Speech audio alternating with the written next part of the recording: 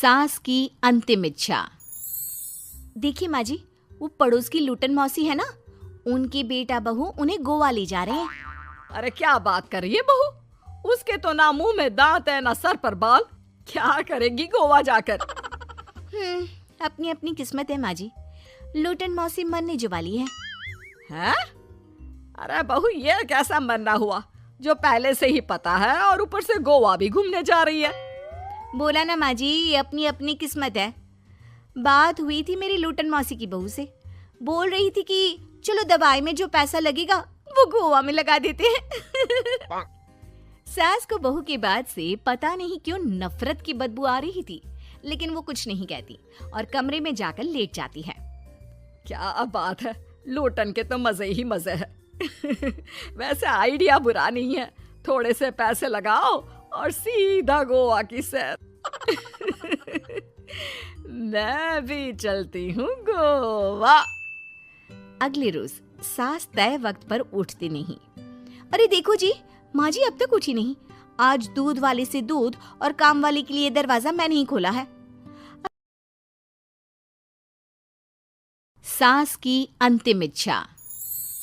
देखिए माँ जी, वो पड़ोस की लूटन मौसी है ना, उनकी बेटा बहू उन्हें गोवा ले जा रहे हैं। अरे क्या बात कर रही है बहू, उसके तो ना मुंह में दांत है ना सर पर बाल, क्या करेगी गोवा जाकर। अपनी अपनी किस्मत है माँ जी, लूटन मौसी मरने जो वाली है। हैं? अरे बहू, ये कैसा मरना हुआ जो पहले से ही पता है और ऊपर से गोवा भी घूमने जा रही है। बोला ना माँ जी, ये अपनी अपनी किस्मत है। बात हुई थी मेरी लूटन मौसी की बहू से, बोल रही थी कि चलो दवाई में जो पैसा लगेगा वो गोवा में लगा देते हैं। सास को बहू की बात से पता नहीं क्यों नफरत की बदबू आ रही थी, लेकिन वो कुछ नहीं कहती और कमरे में जाकर लेट जाती है। क्या बात है, लूटन के तो मजे ही मजे है। वैसे आइडिया बुरा नहीं है, थोड़े से पैसे लगाओ और सीधा गोवा की सैर। मैं भी चलती हूँ गोवा। अगले रोज सास तय वक्त पर उठती नहीं। अरे देखो जी, माँ जी अब तक उठी नहीं। आज दूध वाले से दूध और काम वाले के लिए दरवाजा मैंने ही खोला है।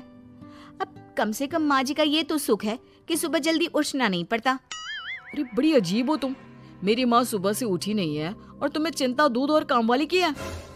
अरे तुम्हें चिंता है ना, तो जाओ जाकर देखो क्या हो गया।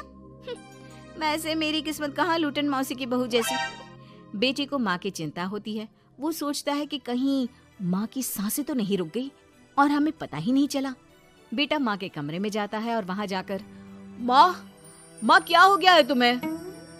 बेटा, लग नहीं रहा कि अब मैं बचूंगी, लल्लन डॉक्टर के पास ले चले। अरे कैसी बात कर रही है माँ, तेरी तबीयत सीरियस है और मैं तुझे लल्लन झोला छाप डॉक्टर के पास ले जाऊं? ना ना ना। अरे तो कहाँ ले जाएगा बता दे, वहाँ एडवांस दे दिया है मैंने, वो क्या कहते हैं, गूगल पे से। हैं? तूने क्यों पैसे दिए माँ? तुझे पता था क्या कि तू बीमार होने वाली है? सास को लगता है कि कहीं चोरी पकड़ी तो नहीं गई। वो हड़बड़ा जाती है और उसे पसीने निकलने लगते हैं। अरे माँ क्या हो गया, सर्दी में भी पसीने? लगता है तेरी तबीयत ज्यादा ही खराब है और लल्लन डॉक्टर पास ही में है, चल उसी को दिखा देता हूँ। माँ को लेकर बेटा डॉक्टर के पास जाता है, जहाँ माँ ने पहले ही पैसे देकर सेटिंग कर रखी थी। डॉक्टर के क्लिनिक में जाते ही डॉक्टर की ओवर एक्टिंग की दुकान खुल जाती है। हाय राम माँ जी, हे भगवान, अब तो कुछ नहीं हो सकता, ये तो मरने वाली है बेटा। हैं? ओए डॉक्टर है इसलिए इज्जत से बात करूंगा, नहीं तो मेरी माँ को देखे बिना ये बकवास करने के लिए तेरे मुंह में घूसा मार देता। अरे ना ना बेटा, ऐसे मत बोल, वो डॉक्टर है, उसे वो दिख जाता है जो किसी को नहीं दिखता। हाँ माँ, शायद तू ठीक बोल रही है। डॉक्टर क्या दिखा आपको? हमारे डॉक्टर जी, जिन्होंने पहले से ही माँ से बोलने के पैसे ले रखे थे। यमराज, काला भैंस, वो तुम्हारी माँ को ले जा रहा है, ले जाओ इन्हें। यार माँ, ये डॉक्टर ही या तांत्रिक, क्या क्या बोला जा रहा है? अरे बेटा, वो डॉक्टर है, उसे वो दिखता है जो किसी को नहीं दिखता। इनकी हर इच्छा पूरी करो, क्योंकि यम नहीं चाहते कि इनकी कोई भी इच्छा को अधूरी रखा जाए। निराश मन से बेटा माँ को लेकर घर आता है। माँ, आज से मैं ऑफिस नहीं जाऊंगा। चल तुझे वो झूले वाले पार्क में ले चलता हूँ जहाँ तू पिताजी के साथ जाया करती थी। ठीक है बेटा, चल, लेकिन साथ में वो बीड़ी का बंडल रख लेना। तेरे पिताजी वहीं झाड़ी में पिलाते थे मुझे। हैं? माँ कैसी बात कर रही हो? वैसे भी जीवन के 4 दिन बचे हैं और तुम। अरे देख बेटा, ना पिलानी तो ना पिला, लेकिन सुना ना तूने डॉक्टर ने क्या कहा कि मेरी कोई इच्छा खाली नहीं रहनी चाहिए। अरे वैसे बेटा, 4 दिन की जिंदगी है, न जाने कब मौत आ जाए। माँ के मुंह से मौत का नाम सुनकर बेटा गंभीर हो जाता है। उसकी आंखें लाल हो जाती है। वो माँ का हाथ पकड़ लेता है।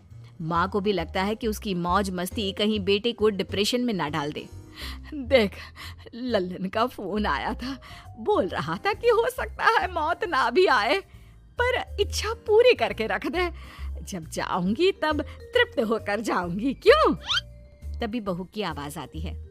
माँ जी, आपकी फेवरेट गट्टे की सब्जी बनाई है। सास खाने के टेबल पर जैसे ही बैठने वाली होती है, बहू उनकी चेयर पीछे करती है और प्यार से बिठाती है। बहू शांत हो जाती है। वो माँ को बस देखती है और उनकी हर बात मानती है। रात को जब सास सोने जाती है तो, माँ जी, मैं आपके पैर दबा देती हूँ। आज आप डॉक्टर के पास गई थी, थक गई होंगी ना। बहू का प्यार देखकर सास को हैरानी होती है। वो समझ नहीं पाती कि जो बहू उनके मरने को अपना भाग्य बताती थी, वो आज जब सास मरने वाली है तो दुखी क्यों हो रही है। क्या सोच रही है माँ जी? यही ना कि मैं ऐसा क्यों कर रही हूँ। माँ जी, मैंने आपको हमेशा अपनी माँ माना है। माना आपसे नाराज होती थी, परेशान होती थी, आपकी बातें चुभती थी, लेकिन यकीन माने, प्यार बहुत है आपसे मुझे। सास बहू को गले लगा लेती है।